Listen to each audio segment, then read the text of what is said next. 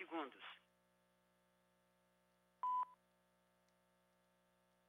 Observatório Nacional, 18 horas, 59 minutos, 20 segundos.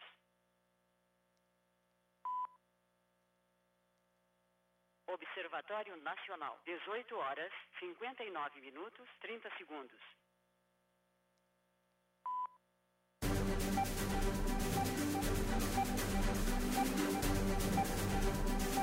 Atenção, radialistas de todo o Brasil. É hora de noticiar os fatos que ajudam a construir um novo país. Direto dos estúdios da Empresa Brasil de Comunicação em Brasília, vem aí a Voz do Brasil.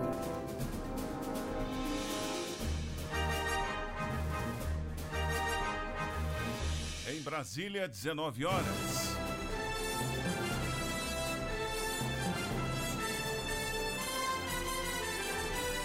Está no ar a Voz do Brasil. As notícias do governo federal que movimentaram o país no dia de hoje. Boa noite. Boa noite para você que nos acompanha em todo o país. Terça-feira, 21 de março de 2023, Dia Internacional de Combate à Discriminação Racial. Lançado o pacote de medidas pela igualdade racial em áreas como educação, cidadania e acesso à terra. Entre as ações, a que define 30% de cotas a negros em cargos de confiança no governo federal. O presidente Luiz Inácio Lula da Silva destaca que população negra pode ocupar todos os espaços na sociedade. Vocês podem ser o que quiserem, como quiserem e onde quiserem. Cabe ao Estado garantir oportunidades iguais para todos e todas. E vamos falar sobre as ações voltadas para a educação das pessoas negras. Tema da entrevista com Zara Figueiredo, secretária de Educação Continuada, Alfabetização, Diversidade e Inclusão do Ministério da Educação. E você também vai ouvir na Voz do Brasil. Combate à violência contra a mulher. Operação Átria já prendeu mais de 4.500 agressores. Márcia Fernandes. Coordenada pelo Ministério da Justiça e Segurança Pública, a Operação Átria é realizada pelas polícias civis dos 26 estados e do Distrito Federal. Hoje, na apresentação da Voz do Brasil, Mariana Jungmann e Luciano Seixas. E assista a gente ao vivo pela internet. Acesse voz.gov.br. Nenhum país será uma verdadeira democracia enquanto a cor da pele das pessoas determinar as oportunidades que elas terão na vida. Foi o que afirmou o presidente Luiz Inácio Lula da Silva em cerimônia alusiva ao Dia Internacional de Combate à Discriminação Racial. No evento foi anunciado um pacote de medidas em reparação a desigualdades históricas. Entre elas, um decreto que reserva vagas em cargos e funções comissionadas na administração pública a pessoas negras. Até 31 de dezembro de 2026, pelo menos 30% das vagas em cargos e funções comissionadas na administração pública federal deverão ser preenchidas por pessoas negras. A medida faz parte do pacote de anúncios feitos pelo presidente Luiz Inácio Lula da Silva no Dia Internacional da Luta pela Eliminação da Discriminação Racial. A data também marca os 20 anos de criação da Secretaria Especial de Promoção das Políticas de Igualdade Racial, hoje, Ministério da Igualdade Racial. O presidente Lula fez memória de conquistas anteriores e destacou a importância de seguir com a luta. A partir da criação da CEPI, organizamos uma série de ações afirmativas inéditas em conjunto com outros ministérios. Finalmente, o Estado começava a resgatar uma das maiores dívidas históricas desse país. Nenhum país do mundo será uma verdadeira democracia enquanto a cor da pele das pessoas determinar as oportunidades que elas terão.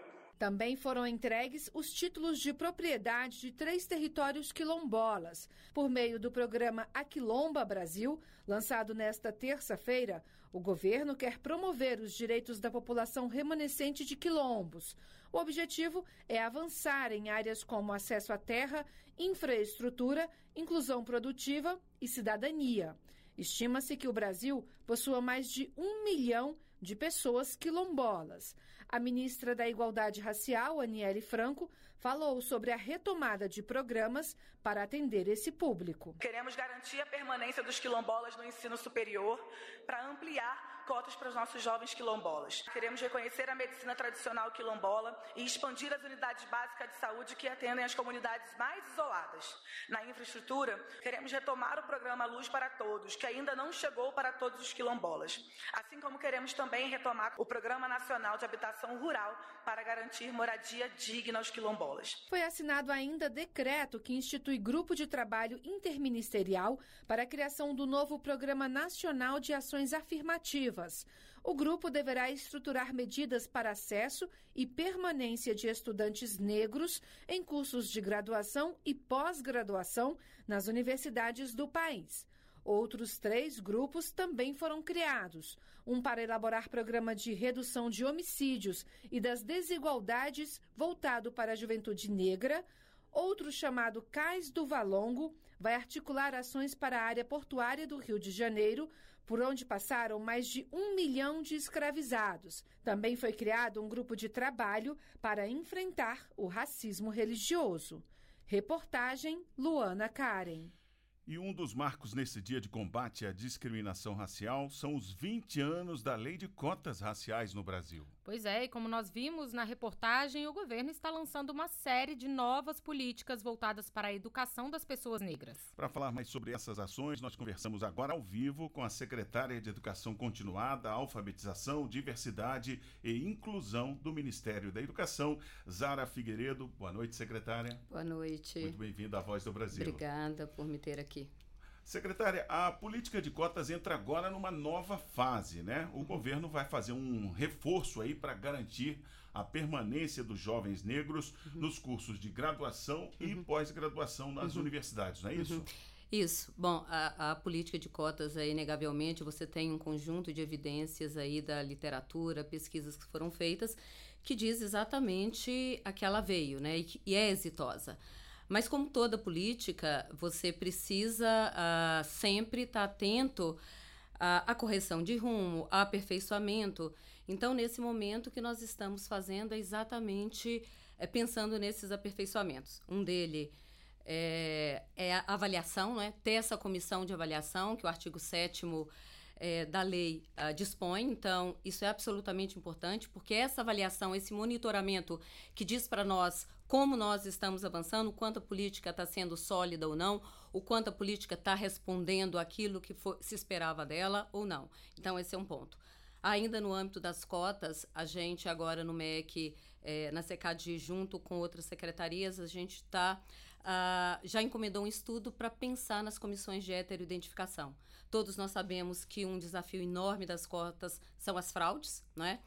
E uma forma de lidar com essas fraudes, na nossa análise, é uma coordenação do MEC em relação às comissões de heteroidentificação nas universidades. Obviamente, as universidades elas gozam de autonomia universitária, então o que a gente pretende é criar diretrizes, que essa coordenação do MEC em relação a essas comissões de heteroidentificação sejam mais efetivas e inibam esse problema que é o problema da fraude nas cotas. E como você bem disse, tem a questão da manutenção desse público, né? Quer dizer, a cota é o primeiro passo, mas você tem o day after, que é manter esses alunos, não só manter, mas qualificar essa permanência. E a qualificação dessa permanência é que vai dizer para nós, efetivamente, da ação afirmativa. Então, também nós estamos pensando nessas políticas de permanência, como é que nós aperfeiçoamos e deixamos mais robusta a permanência do aluno, para que essa formação seja mais integral e mais sólida. Só para ficar mais claro, secretária, o que são as comissões de heteroidentificação? Então, é a forma que você tem, é o mecanismo que você tem para checar que aquelas pessoas que se autodeclararam negras são efetivamente negras e, portanto, inibir o acesso a um posto que não é para aquele público. Certo. Bom, em outra frente, ainda no estímulo à educação para pessoas negras, está sendo lançado um programa de formação continuada para professores quilombolas. Como é que vai funcionar esse programa? Ele faz parte das ações do programa Aquilomba Brasil, que foi lançado hoje. Conta um pouco mais para a gente, como é que vai ser isso? Então, nesse retorno da SECADI, um ponto muito importante para nós era exatamente pensar em qual política nós implementaríamos para esses grupos. Então, nós temos que ir em duas frentes. Uma que é melhorar a formação inicial e um segundo que é a formação continuada desses grupos. Então, essa é a proposta da SECADI. Nós agora estamos fazendo o desenho dessa política, como será, escolhendo os critérios, como a SECADI, a grande preocupação da SECADI é criar políticas de equidade. No desenho da política, você já tem que definir quais critérios obedecem a essa questão da equidade. Então, nesse momento, a gente está levantando todos os critérios, população, quais são as condições de oferta, para pensar em quais são os públicos que nós vamos atender nesse momento. A gente vem de uma restrição orçamentária, né? O orçamento da SECADI, ele é pensado em outro contexto, em outra gestão, portanto, a gente precisa lidar com o orçamento também. Então, para isso, nós estamos organizando, fazendo o desenho, levantando essas características para ter um desenho robusto. E uma das nossas intenções é que esse desenho de formação continuada, ele tenha uma relação com as carreiras dos professores nas redes, porque isso é importante, não é? Você não só melhora a formação do professor, mas você também torna a carreira mais atrativa, porque isso tem uma relação direta com a carreira docente. Então, esse é nosso esforço.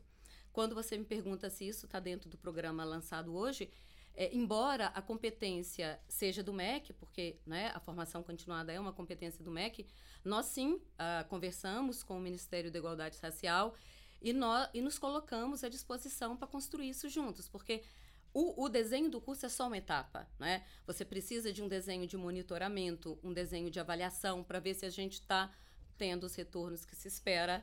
E é importante, além disso, a gente instituir as diretrizes, né, do currículo de educação escolar quilombola. E dentro desse cenário... Educação básica, né? Exato, educação básica. Educação básica.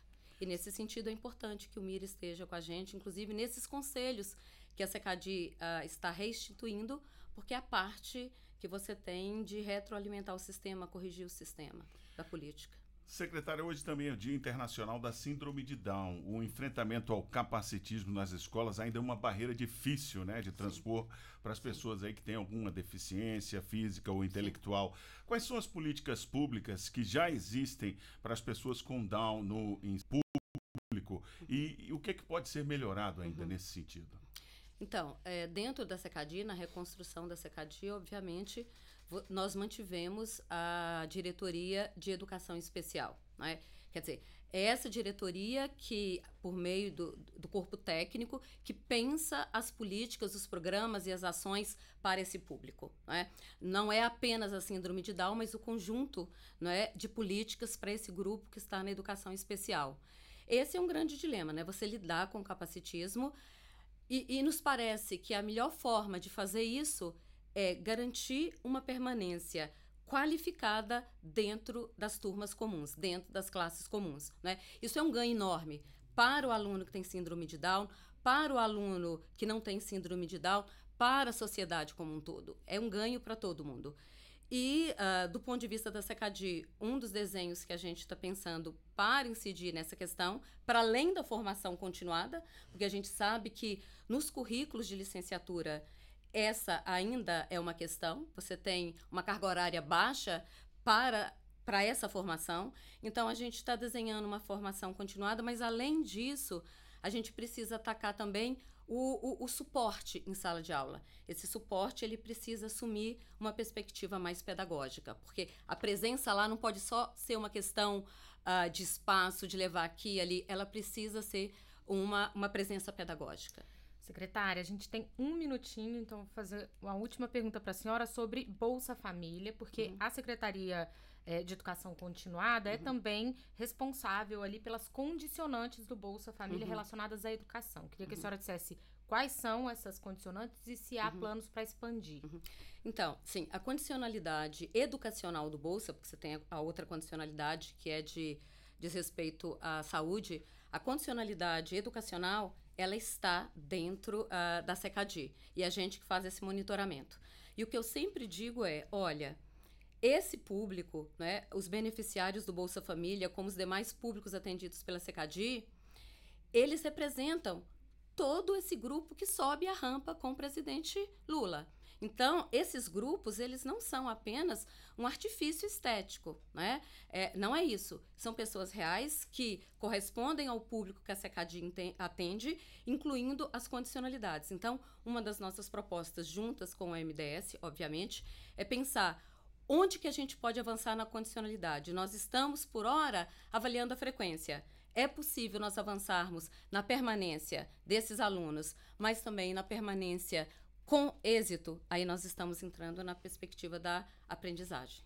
Nós conversamos ao vivo com a secretária de Educação Continuada, Alfabetização, Diversidade e Inclusão do Ministério da Educação, Zara Figueiredo. Obrigado, secretária, por sua entrevista ao vivo aqui na Voz do Brasil. Eu que agradeço.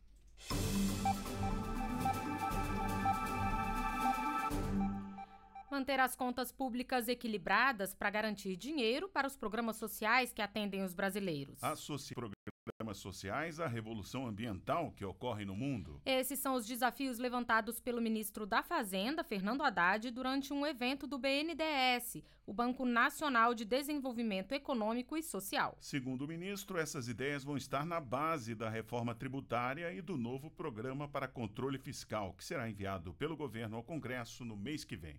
Para o ministro da Fazenda, Fernando Haddad, o Brasil tem 3 desafios: o social, o ambiental